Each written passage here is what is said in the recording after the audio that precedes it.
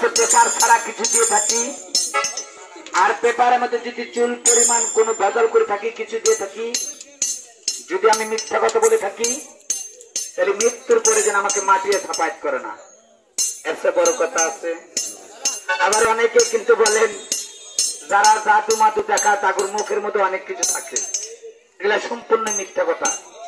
যিনি জাদু জানে লুঙ্গি ধর্ম লুঙ্গি থেকে খেলা হবে, যিনি জাদু জানে ওই সাত ধর্ম সাথে থেকে খেলা হবে। আমার মায়ের দুধের কসম, আমার মুখের ভিতরে কথা ছাড়া কিছুই নাই। অনেকে নাম শুনেছেন কামরূপ কামাখ্যা, কেউ কয় ল্যাংটার দেশ, কেউ কয় উলুঙ্গার দেশ, কেউ কয় কসার। সেখানেও আমি এক যুগ আপনাদের আশীর্বাদে 12 বছর থাকছি।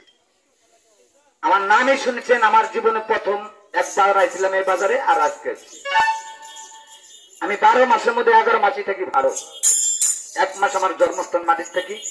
আপনি খেলা দেখবেন, 3য় নম্বর খেলা দেখবে কিভাবে মানুষকে আমি শূন্যের উপর রাখি। যে খেলা আমি 3 লক্ষ টাকা নিতে বাইনা ছাড়া খেলা দেখাই না। আমার খেলা যদি কেউ ধরে দিতে পারেন, মৃত্যুর আগ পর্যন্ত আমার পরিবার সহ আপনার পায়ের স্যান্ডেল জীবাতে দিয়ে দেব। তার জন্য পুরস্কার ঘোষণা করলাম 5 লক্ষ টাকা।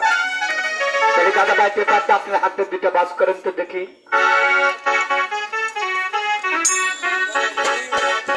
একটা বাস করেন। এখন আপনার সামনে মাটির মধ্যে রাখেন। এখন যদি তাদের পেপারের মধ্যে কোনো ভেজাল করে থাকেন, কিছু দিয়ে থাকেন, সম্পূর্ণ পাঠের দিয়ে কিন্তু আপনি আমার এই যে বড় ভাই বিসমিল্লাহ কয় ডান হাত দেখছেন, মাটি তুলেন তো দেখি। তাহলে কি তুলছেন? কি তুলছেন? এই মাটি দেখি পেপারের উপর রাখেন তো। সর্বপ্রথম জাদু কিন্তু আমি মাটির থেকে দেখাই। কেন দেখাই জানেন? আসলে আপা আমরা যে বাড়ি থেকে, এটা কিন্তু অস্থায়ী বাড়ি, 1 সেকেন্ডের কোনো গ্যারান্টি নেই। আর আমাদের যেখানে চিরজীবন থাকতে হবে সেই মাটির থেকে আমার সর্বপ্রথম জাদু। খেলা দিকে লক্ষ্য করবেন।